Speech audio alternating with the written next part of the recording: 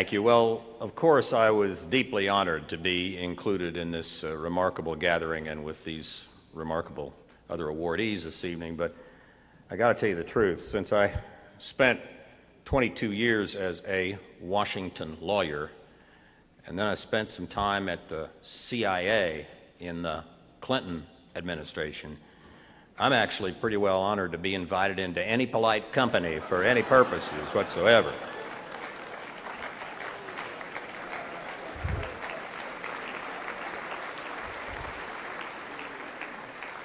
I also have to admit, though, that public recognition service is quite gratifying. I had one previous time when my public service, during the time I was CIA director, was acknowledged positively.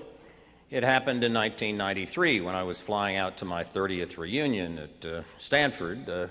My security people made Sue fly on another airplane, and I was flying in Alias, and I went out to Dulles Airport with my two security men, and they stopped by the cockpit to, in those simpler times, tell the flight attendants and the pilots that they were carrying weapons and were authorized to do so at federal law. We went back to the back row of coach, and I sat in the middle. They sat on the aisles and the 5 seats at the back. Uneventful trip. As we got off in San Francisco and were walking down the jetway, one of the flight attendants said something to one of my security men, and he just cracked up. And I said, "Murph, what's so funny?" He said, "You know what she said?" She said, "You know, I've been on these flights for 20 years, and that is the politest and best behaved prisoner that we have had on one of these."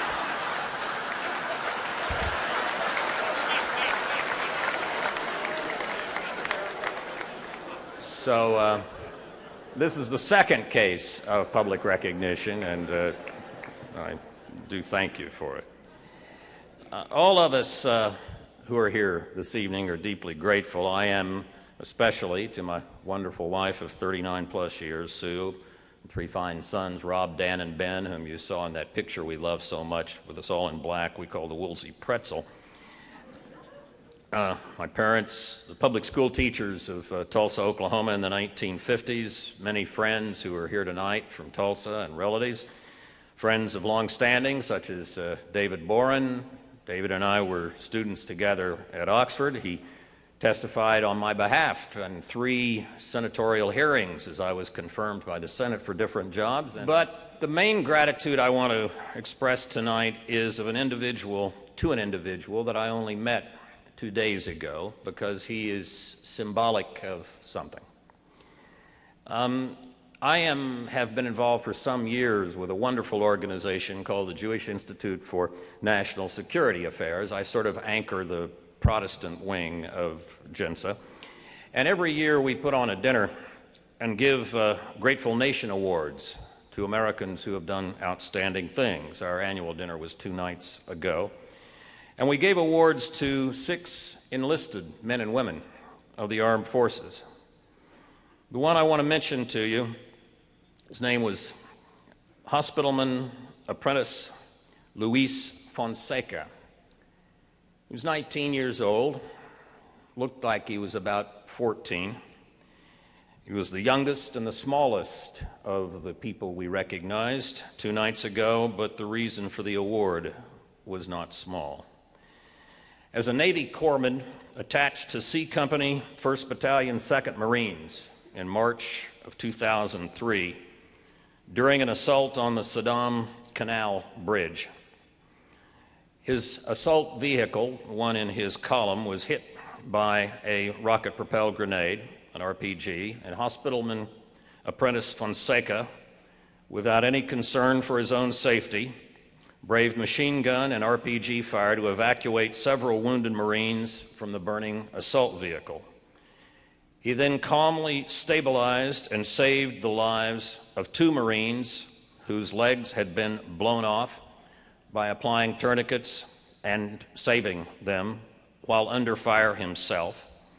He continued to treat other casualties until his vehicle was immobilized by enemy fire, and then under a wall of enemy machine gun fire, he led the evacuation of 4 wounded Marines by organizing litter teams.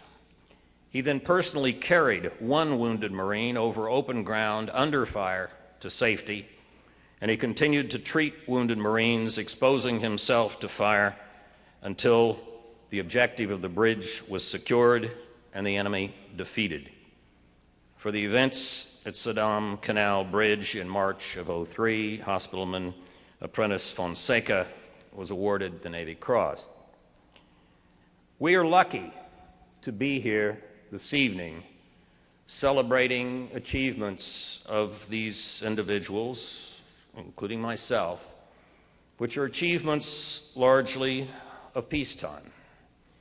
They are achievements that people have been able to undertake and accomplish because we are protected in this turbulent 21st century as we were in the 20th by people like Hospitalman Apprentice Fonseca.